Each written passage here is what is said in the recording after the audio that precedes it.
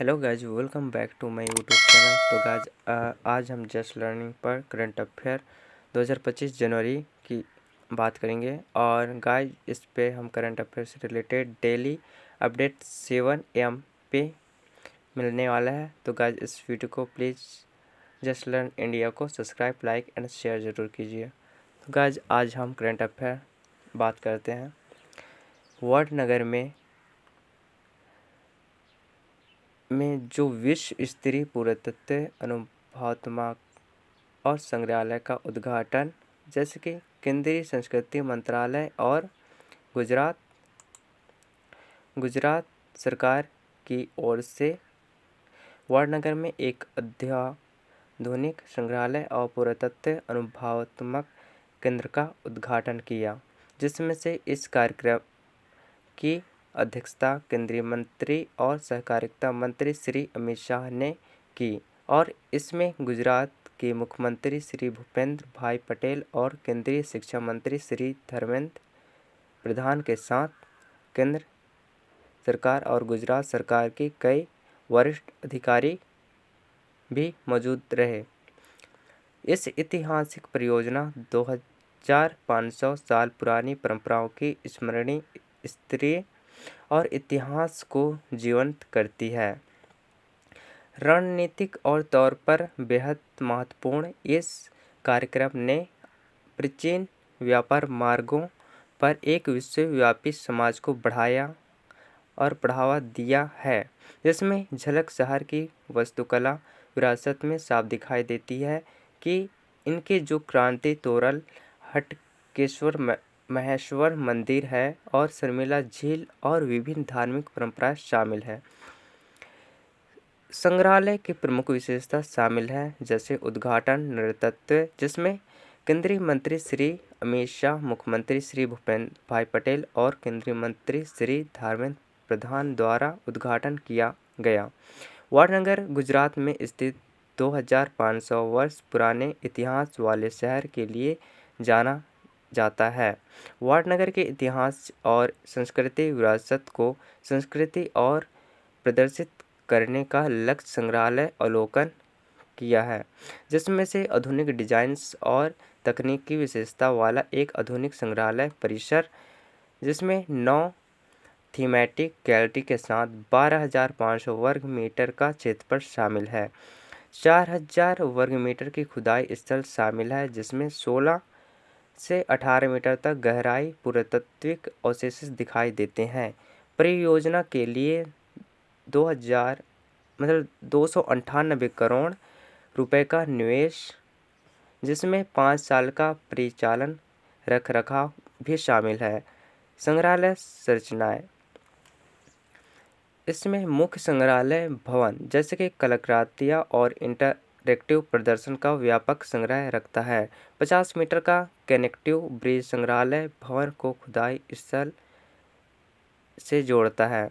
खुदाई स्थल पर स्थायी संरचना, पुरातत्व अवशेष और सूचनात्मक दृश्य जैसे प्रदान करते हैं और अंगतुक सुरक्षा अनुसूचित करती प्रदर्शित और संग्रह है, जिसमें से वडनगर के ऐतिहासिक विकास को प्रदर्शित करने वाले 5,000 से अधिक कलाकृतियाँ शामिल की गई हैं, जिसमें से इसमें सिरासिक और असेंबलन सिक्के, गहने और हथियार उपकरण, मूर्तियाँ और जैविक सामग्री जैसे खनन, DNA और कंकाल अवशेष शामिल हैं।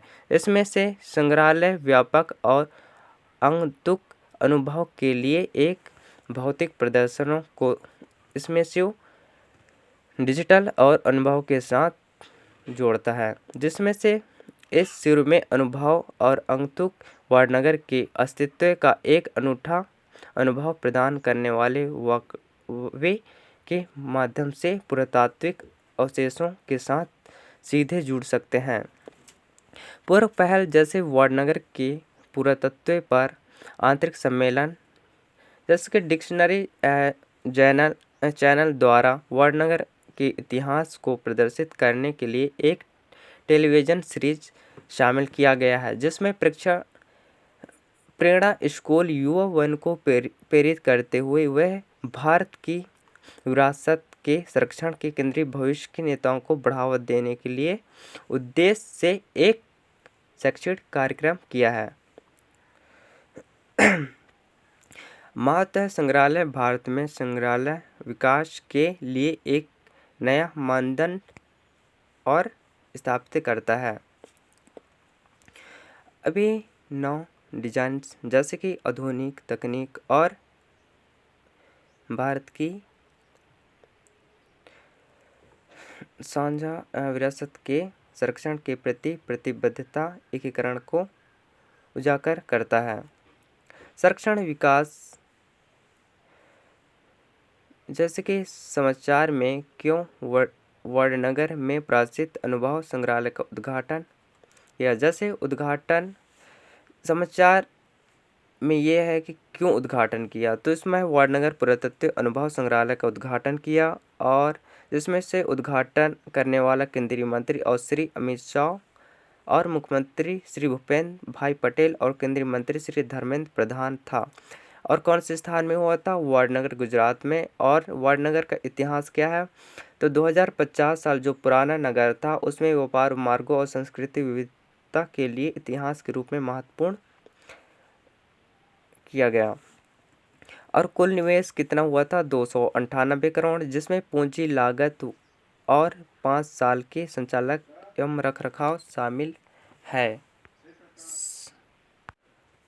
जिसमें से संग्रहालय का क्षेत्रफल 12,500 वर्ग मीटर है और उत्खनन स्थल का क्षेत्रफल 4,000 वर्ग मीटर और शेष 16 से 18 मीटर गहराई तक देखे जा सकते हैं। जैसे कि मुख्य संरचनाएं हैं। मुख्य संग्रहालय भवन 50 मीटर का जोड़ने वाला पुल, उद्घाटन और स्थल पर स्थायी संरचना है। इसकी कलाकृति और संग्रह की बात करते हैं तो 5,000 से अधिक कलाकृतियाँ, जिनमें सिरामिक और सिक्की मूर्तियाँ, जैविक और सामग्री, डीएनए और कंकाल अवशेष शामिल हैं। और इसकी प्रौद्योगिकीकरण की बात करते हैं तो भौतिकी प्रदर्शन का डिजिटल अनुभव के साथ जोड़ा गया है। इसकी अतिरिक्त जो विशेषता है वह है अंतर्राष्ट्रीय सम्मेलन, जिसके डिस्कवरी चैनल टीवी सीरीज और प्रेरणा स्कूल शिक्षण कार्यक्रम शामिल है। जिसकी संग्रहालय उद्देश्य है नवाचार और प्रौद्योगिकी के माध्यम से भारत की विरासत और प्रदर्शन करते हुए संग्रहालय विकास का एक नया मानक स्थापित किया है। अब बात करते हैं उड़ीसा सरकार की आपातकालीन बंदियों के लिए 2000 पेंशन की घोषणा की है, वह क्या है? ठीक है, तो गाइस यहाँ पर हम बात करते हैं उड़ीसा राज्य सरकार ने जो 1975 से 1977 के दौरान जो आपातकाल की समय जो जेल गए व्यक्तियों के लिए एक महत्वपूर्ण कल्याणकारी योजना भी घोषणा की है, जिसमें 1 जनवरी 2025 से उड़ीसा की सभी जीवन बंदियों को प्रति माह 20,000 रुपये की पेंशन और चिकित्सा कवर और अन्य लाभ दिए जाएंगे। और ये कदम में उन लोगों को सम्मान और सहायता प्रदान करने के लिए उठाया गया है जो तत्कालीन प्रधानमंत्री इंदिरा गांधी द्वारा घोषित आपातकाल के दौरान आंतरिक सुरक्षा रखरखाव अधिनियम MISA के तहत कैद किया गया है। इसके मुख्य बिंदु है, पहला है पेंशन की घोषणा। पेंशन राशि कितना था? आपातकाल में 1975 से 1977 के दौरान जो जेल गए व्यक्तियों की प्रति माह 20,000 प्रदान किए जाएंगे, जिसमें चिकित्सा लाभ मिलेगा। लाभार्थी को राजकीय स्वास्थ्य और कल्याण योजना के तहत मुफ्त शिक्षा उपचार मिलेगा। और पात्रता है केवल वे व्यक्ति जो 1 जनवरी 2025 तक जीवित हैं और जिन्हें MISA और संबंधित अधिनियमों के तहत कैद किया गया था, वे योजना के लिए पात्र होंगे। और आवेदन प्रक्रिया है, लाभार्थियों को संबंधित दस्तावेज के साथ जैसे शपथ पत्र और सहबंदी के विवरण जैसे कलेक्टर और जिला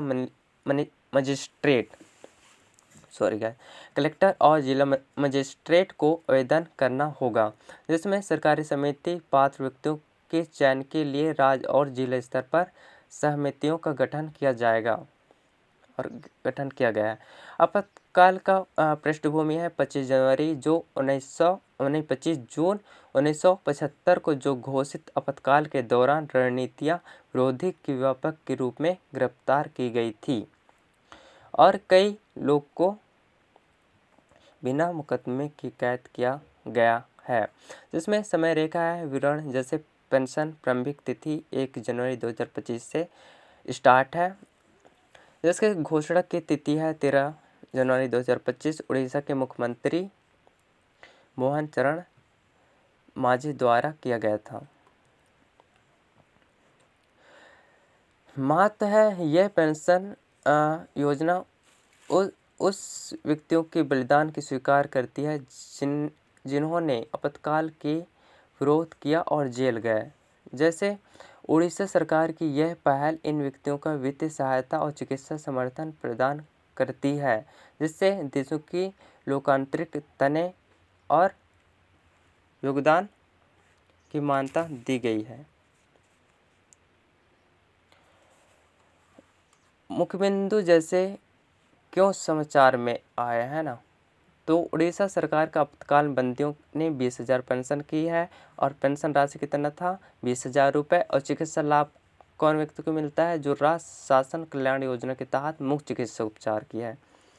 और पात्रता क्या है, जो 1975 से 77 आपातकाल के दौरान जेल गए उस व्यक्ति 1 जनवरी 2025 तक जीवित हैं। और आवेदन की प्रक्रिया कलेक्ट्रेट और मजिस्ट्रेट में जाके शपथ और संबंधी विवरण के साथ आवेदन प्रस्तुत करें। और घोषणा की तारीख है 13 जनवरी जो 2025 है और लागू होने की तारीख है 1 जनवरी 2025 से स्टार्ट है। और आपातकाल की पृष्ठभूमि है 25 जून 2000 मतलब 1975 सॉरी गाइस 25 जून 1975 को इंदिरा गांधी द्वारा आपातकाल लगाया गया, जिसमें से राजनीतिक विरोधियों की व्यापक गिरफ्तारी हुई। जिसमें महत्वपूर्ण है आपातकाल के दौरान जो जेल गए लोगों के बलिदान को स्वीकार करता है और इस वित्तीय व चिकित्सा प्रदान करता है। अब बात करते हैं महाकुंभ में स्थापित हुआ विश्व का सबसे बड़ा महामृत्युंजय यंत्र क्या है। जैसे जूंजी हवेली प्रयागराज के तपोवन में आश्रम में स्थित विश्व का पहला महामृत्युंजय यंत्र जो 52 फीट लंबाई चौड़ाई और ऊंचाई में है, एक अद्भुत अत्याधुनिक चमत्कार है। यह पवित्र यंत्र श्रद्धालु को भगवान शिव की उच्च चेतना को जोड़ने का विश्वास दिलाता है। मृत्युंजय और यंत्र का अत्याधुनिक महत्व है। जैसे कि मृत्युंजय और यंत्र जिसे मृत्यु पर विजय का यंत्र भी कहा जाता है, जिसमें विभिन्न निम्नलिखित लाभ प्रदान करता है। मृत्यु जैसे कि बीमारी और खतरों के जो डर को दूर करता है, श्रद्धालुओं में साहस और सकारात्मक बढ़ता है, भगवान शिव की उच्च ऊर्जा से जुड़ने का माध्यम बनता है। इसका महत्वपूर्ण विवरण ये है। गाय से निर्माण और लागत, इसमें 52 दिनों की निर्मित जिसकी लागत 4 करोड़ है।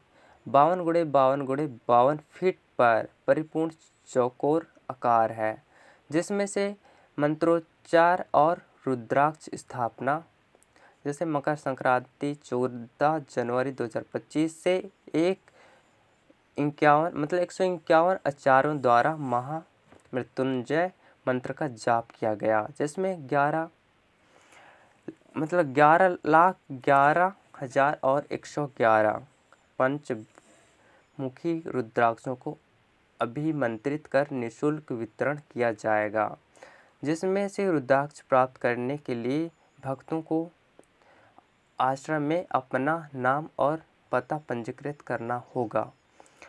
अत्याधुनिक और विज्ञान का संगम, 52 अक्षरों का प्रतीकवाद जो लिखे हैं। इसमें महामृत्युंजय मंत्र में 52 अक्षर शरीर और देश के 52 ऊर्जा केंद्रों का प्रतिनिधित्व करता है।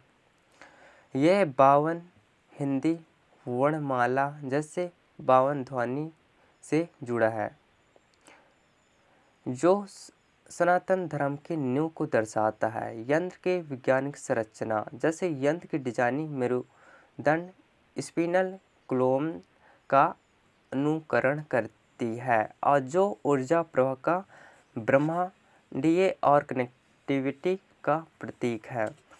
यह मंत्रों का ध्यान के माध्यम से दिव्य शक्तियों का जागृत करता है और एक सकारात्मक ऊर्जा क्षेत्र उत्पन्न करता है, जिसमें आसपास के लोग प्रभावित होते हैं और भविष्य योजना, जैसे कि 12 ज्योतिर्लिंगों का यंत्र स्थापना शुरुआत निम्नलिखित स्थानों में होती है, जैसे सोमवार को सोमनाथ गुजरात, केदारनाथ उत्तराखंड हो गया, भीमाशंकर महाराष्ट्र में है भीमाशंकर, और द्रव्यकेश्वर जो महाराष्ट्र में है। भारत के विश्व शक्ति बनाना।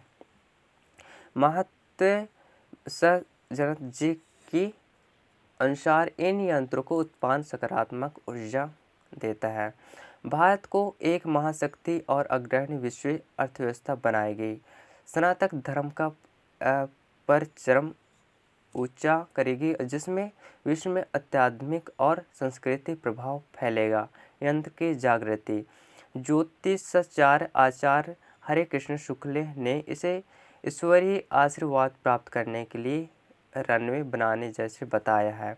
यंत्र मंत्र और तंत्र के माध्यम से भगवान शिव की ऊर्जा को आह्वान किया जाता है।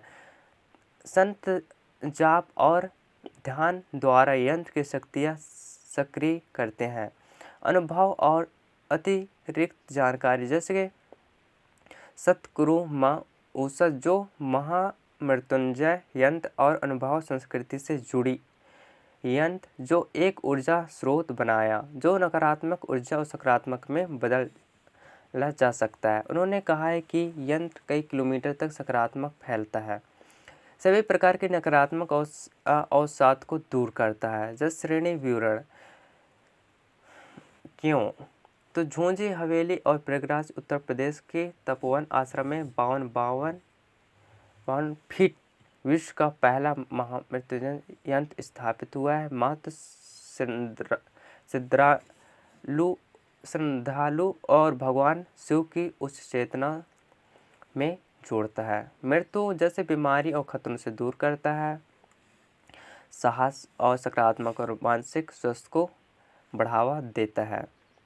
निर्माण विवरण, जैसे कि 52 दिनों में 4 लाख करोड़ की लागत लगी है और 52 फीट की परिपूर्ण चौकोर आकार की बना है। और रुद्राक्ष स्थापना मकर संक्रांति 14 जनवरी 2025, जो 151 आचार्य महामृत्युंजय मंत्र के जाप कर रहे हैं, जिसमें 11,11,111 पंथभूषी रुद्राक्ष अभियंत्रिक का भक्तों का निःशुल्क वितरण किए जाएंगे। रुद्राक्ष प्राप्त करने के लिए भक्तों को अपना नाम पंजीकृत कराना होगा, जिसमें मंत्र 52 अक्षर का होगा, जिसमें शरीर और देश में 52 ऊर्जा के साथ प्रकाशित होगा। इसमें 52 वर्णों और ध्वनि और जिसमें सनातन धर्म का नींव दर्शाते हैं। और इसमें मेरुदंड संरचना अनुकूल, जैसे जो ऊर्जा प्रवाह का ब्रह्मांडीय कनेक्टिविटी का प्रतीक है। और भविष्य की योजना, जैसे हो गया 12 ज्योतिर्लिंग का स्थापना किया गया है, और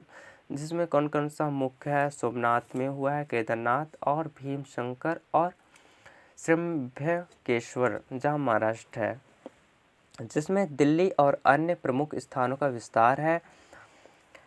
और भारत के लिए दृष्टिकोण, जैसे भारत के एक आध्यात्मिक महाशक्ति और विश्व अर्थव्यवस्था अग्रणी बनाने का प्रयास किया है, जिसमें विश्व स्तर में सनातन धर्म का परचम मजबूत करना। परचम यानी कि उसकी प्रचार, मतलब दुनिया तक जाए।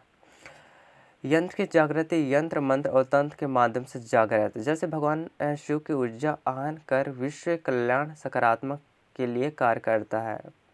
प्रशंसा पत्र, सदगुरु और माँ उषा यंत्र ऊर्जा का स्रोत है, जो किलोमीटर तक सकारात्मक फैलता है और अवसाद को दूर करता है। आचार्य हरि कृष्ण शुक्ल यंत्र भगवान शिव का आशीर्वाद प्राप्त करते हुए अत्याधुनिक रनवे के रूप में कार्य करती है।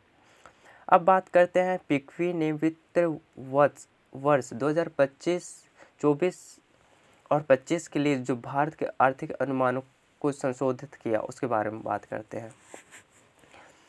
जो भारतीय वाणिज्य और उद्योग महासंघ FICCI ने भारतीय की आर्थिक और पूर्वानुमान को संशोधित करते हुए वित्तीय वर्ष 2024-25 में जो GDP वृद्धि दर जो 6% था और उपभोक्ता मूल्य सूचकांक CPI आधारित मुद्रास्फीति दर को 4.8% पर प्रशिक्षण किया।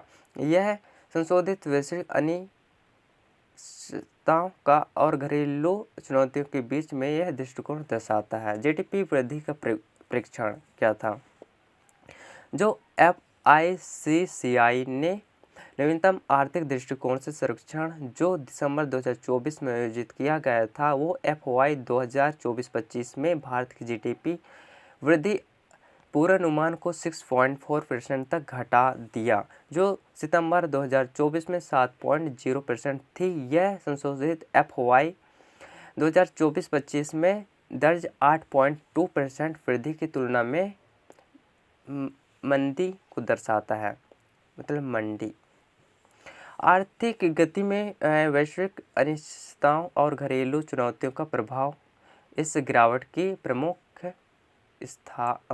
कारण है। क्षेत्रीय वृद्धि जो कृषि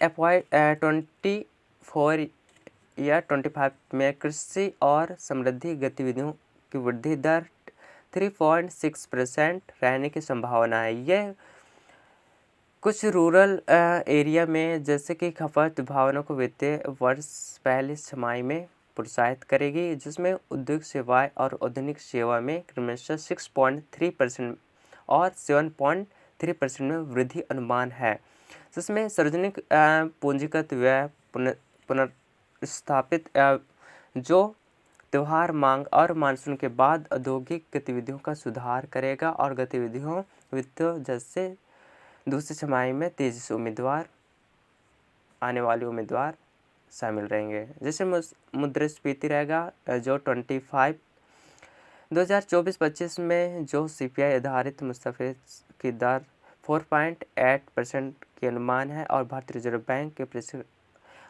अनुरूप में मुद्रास्फीति उपभोक्ता जैसे कि विशेषकर खाद्य पदार्थों का परिवारों को राहत प्रदान करेगी।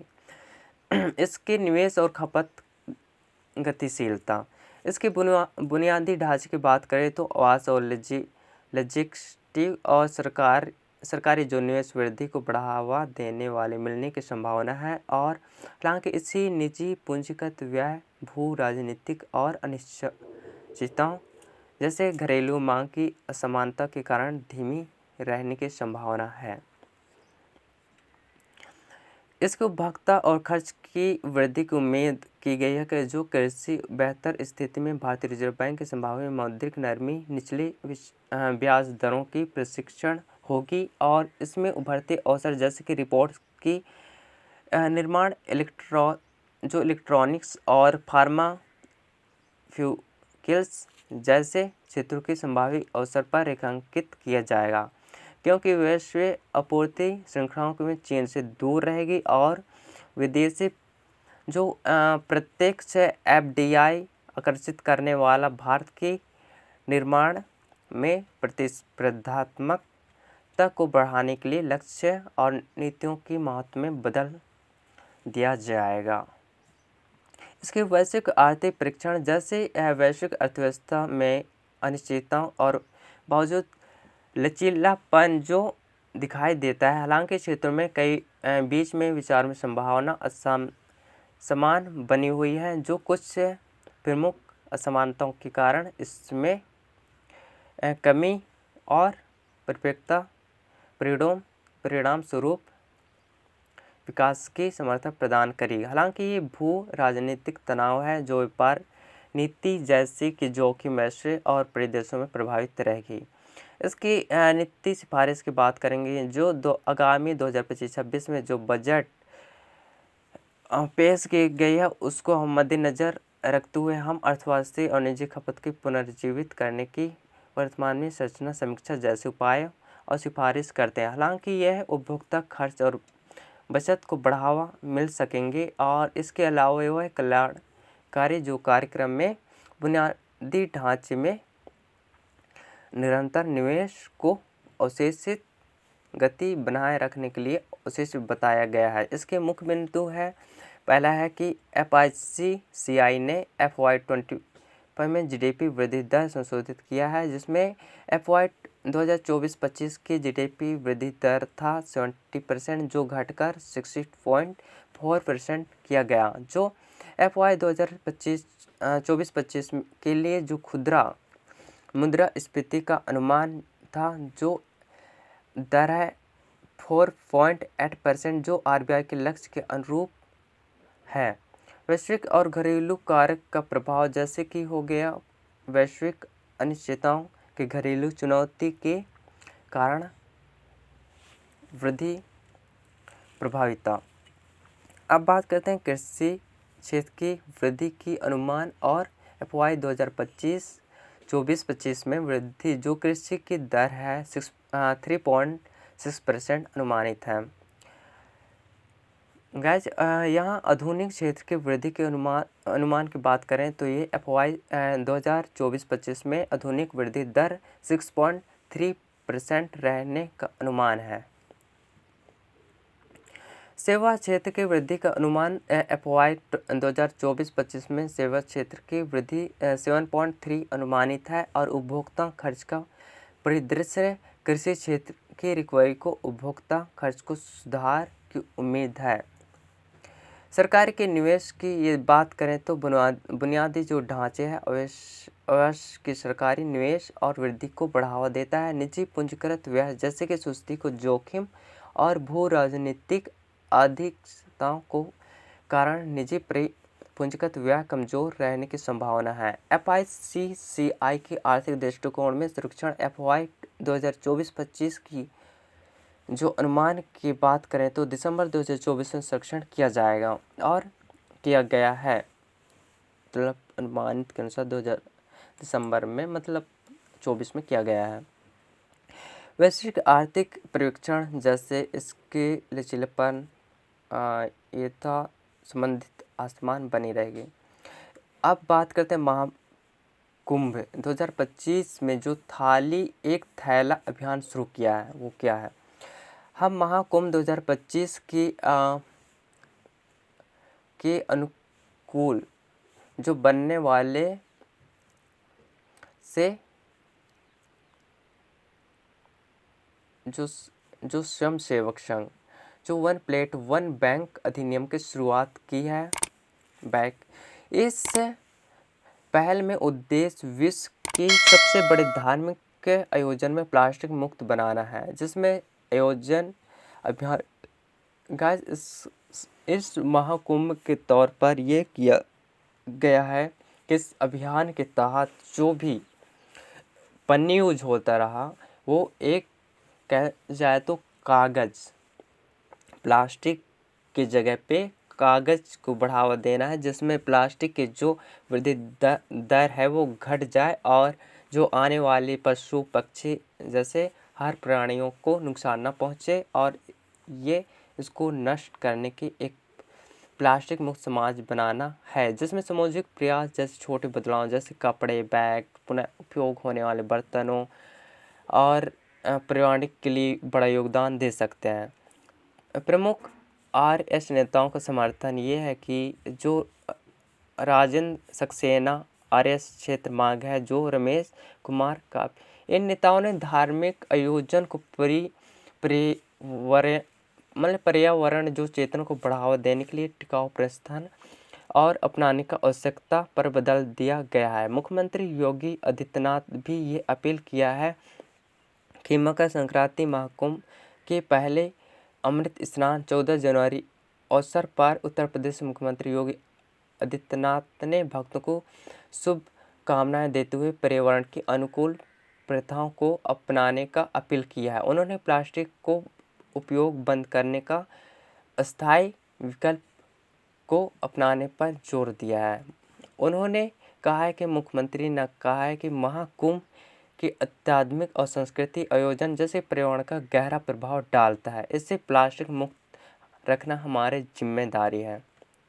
इसलिए वह वन प्लेट वन बैग अधिनियम निम्नलिखित उद्देश्य पर आधारित, जैसे कि पर्यावरण अनुकूल प्रस्ताव को बढ़ावा देना है, जिसमें एक एकल प्लास्टिक के स्थान पर पुनः उपयोग होने वाले स्टील बर्तन और कपड़ों के बैग अपनाने के लिए प्रेरित किया है। जागरूकता को बढ़ाने के लिए प्लास्टिक पर्यावरण को हानिकारक प्रभाव और टिकाऊ विकल्पों का आवश्यक के प्रति लोगों को जागरूक करना, इसका मिसाल पेश करना, जैसे कि महाकुंभ में एक बड़े पैमाने का पर्यावरण अनुकूल योजना के रूप में स्थापित किया है और जो तीर्थ यात्रा और पर्यावरण का प्रभाव पड़ता है। जैसे कि महाकुंभ में लाखों तीर्थ यात्राओं उपस्थित को ध्यान में रखते हुए पुनः उपयोग होने वाली वस्तुओं का उपयोग प्लास्टिक कचरे और काफ़ी हद तक कम करेगा।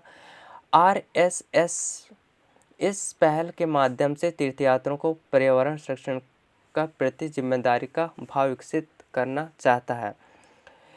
कृष्ण गोपाल ने कहा है कि जिम्मेदारी केवल कुंभ के लिए नहीं बल्कि ये जीवन जीने के लिए स्थायी आदत के रूप में अपनाई जानी चाहिए।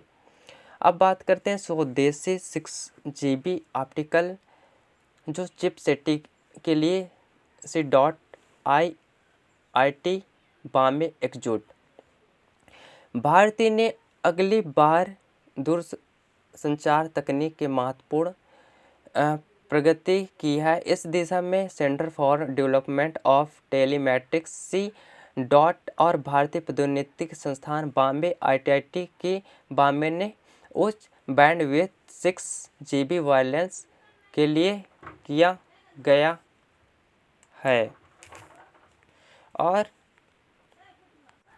गाइज हम इस पहल के दर्शा और प्रौद्योगिकी विकास जैसे कि TTDF के तहत जो दूरसंचार विभाग जैसे 6GB प्रस्ताव कॉल के अंतर्गत आती है। इसका उद्देश्य है कि 2030 तक एक भारत को 6GB नवाचार और कार्यात्मक वैश्विक नेतृत्व प्रदान करेगा, जिसमें किफ़ायती, टिकाऊ और व्यापक तकनीक पर ध्यान केंद्रित किया जाएगा। गैस स्वदेशी 6GB ऑप्टिकल चिप, इसमें समझौते कौन से किया है। 6GB जो वायरलेस लिंक के लिए उच्च बैंडविड्थ ऑप्टिकल ट्रांसड्यूसर चिपकैप और विकसित करना, ग्रामीण और अनुभव जैसे कठिन भूभागों में हाई स्पीड संचार सक्षम रहेगा।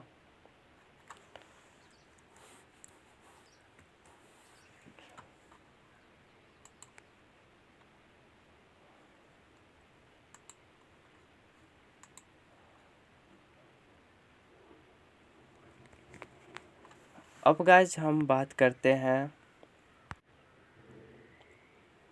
उसके महत्व के बारे में बात करते हैं, जैसे कि उन क्षेत्रों में लास्ट माइल कनेक्टिविटी का समर्थन जहां ऑप्टिकल फाइबर बिछाना और कठिन है। सैटेलाइट तकनीक का उपयोग करके दूर दशाओं क्षेत्र में निर्बाध उच्च बैंड संरचनाएं तकनीक करना, जैसे कि आत्मनिर्भर भारत जैसे 6GB दृष्टिकोण से होगा।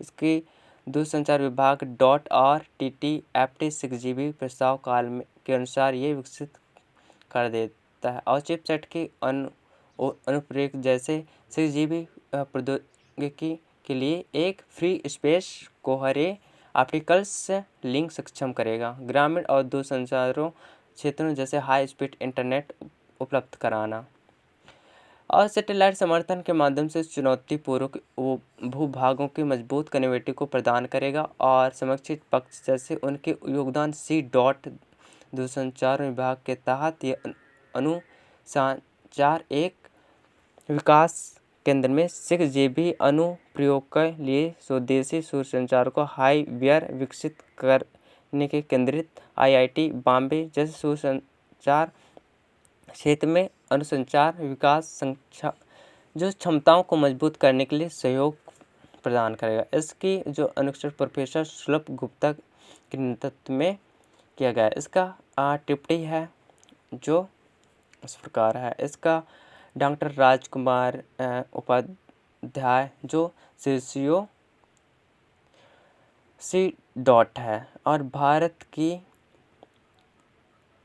वित्त प्रचार आवश्यकताओं को पूरा करने के लिए स्वदेशी तकनीक का महत्व जोर दिया है और इस 6 GB के विकास के लिए प्रो सुलभ गुप्ता को नियुक्त किया गया है और ये 6 GB कनेक्टिविटी के साथ चिपसेट विकसित करेगा और 6 GB दौड़ भारत की क्षमता को बढ़ाएगा और जो इस प्रकार से है। इसका उद्देश्य और मुख्य इम्पोर्टेंस जो तकनीक का आत्मनिर्भर भारत 6G तकनीक मुख्य बिंदुओं का उल्लेख किया जाएगा। Thank you guys, love you, take care guys. इसमें कुछ मिस्टेक हुआ है, उस पर ध्यान न देते हुए इस करंट अफेयर को नोट्स कीजिए, जिसमें मुख्य बिंदु को आप इसमें नोट कीजिए और मैं करंट अफेयर डेली अपडेट करूंगा और महत्वपूर्ण इम्पोर्टेंट GS करंट अफेयर रहने वाला है, जिसे मैं मुख्य बिंदु से नहीं, मैं पूरे विस्तार से बताने वाला हूं और इस प्रकार से टॉपिक्स रहने वाला है। तो गाइस, यदि वीडियो पसंद आते तो please like, share and subscribe जरूर कीजिए और जस्ट लर्न इंडिया को सपोर्ट कीजिए और शेयर कीजिए हर स्टूडेंट के पास जो कि उसको करंट अफेयर और इससे रिलेटेड जो मैं क्रांति बैच स्टार्ट किया हूँ उसमें बेहतर समझाने की कोशिश करूँगा। प्लीज़ गाइस, तो गाइस इस वीडियो पे आप बने रहिए और इस चैनल को प्लीज़ सब्सक्राइब कीजिए।